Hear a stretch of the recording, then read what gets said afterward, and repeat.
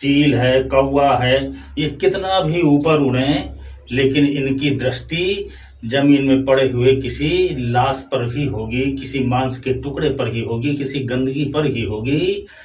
ऐसे ही आप ज्ञान के बल पर कितना भी आप ऊंचे उठ जाएं, कितनी भी भौतिक सुविधाएं इकट्ठा कर लें, कितना भी नाम कमा लें, पैसा कमा लें, लेकिन यह मन आपका वासनाओं में ही लिप्त रहेगा। मन को अगर संस्कार से परिपूर्ण नहीं किया गया, अगर उसे भक्ति मार्ग पे नहीं लगाया गया, तो फिर आपके मन का ये क्लेश और मन का विकार कभी दूर नहीं होगा। भक्ति मार्ग ही एक ऐसा मार्ग है जो मन को शुद्ध करके व्यक्ति के जीवन में शांति ला सकता है।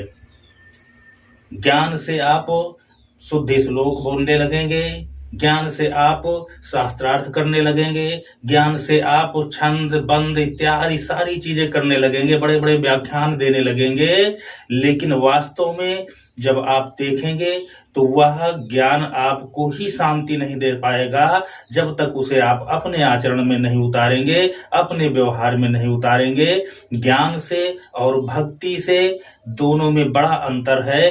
भक्ति आपके आत्मा को शुद्ध करती है, मन को शुद्ध करती है, और ज्ञान आपको घमंड देता है, ज्ञान आपको वहम देगा, ज्ञान आपको तर्क देगा, जो तर्क निरर्थक होंगे। अगर वह भक्ति से परिपूर्ण ज्ञान है तो आप तर्क को तर्क तक रखेंगे, कुतर्क नहीं करेंगे। लेकिन भक्ति विहीन ज्ञान अगर आपने अर्जित किया है तो केवल आप कुतर्क करेंगे। हर चीज में आप केवल अपना विवेक लगा करके अच्छी भी चीज में तमाम बुराइयां देखने लगेंगे और आपको शांति नहीं मिलेगी। इसलिए ज्ञान को भक्तिपूर्ण रखना ही सबसे बड़ा ज्ञान है। वाल्मीकि जी को ज्ञान बाद में मिला, भक्ति पहले मिली। उल्टा नाम जपत जग जाना, वाल्मीकि भय ब्रह्म समाना। तुलसीदास जी भी भक्ति पहले आई उनके अंदर, ज्ञान बाद में आया। वो व्यक्ति जो अपनी स्त्री के मोह में भरे सावन की गंगा में उसको लाश को नाव समझ करके पार कर रहे हैं, जो सर्प को रस्सी समझ रहे हैं, उनको भक्ति जब उत्पन्न हुई तो ऐसा ज्ञान मिला कि रामचरितमानस लिख दिया।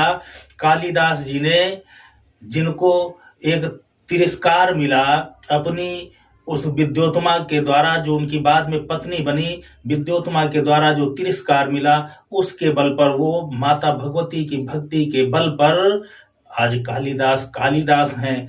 तो जब भक्ति उत्पन्न हो जाती है हृदय में तो ज्ञान प्रस्फुटित हो ही जाता है। लेकिन ज्ञान अगर भक्तिपूर्ण नहीं होगा तो वो ज्ञान आकाश में उड़ते हुए चील के तरीके है, जो ऊपर उड़ करके भी केवल गंदगी ही देखेगा।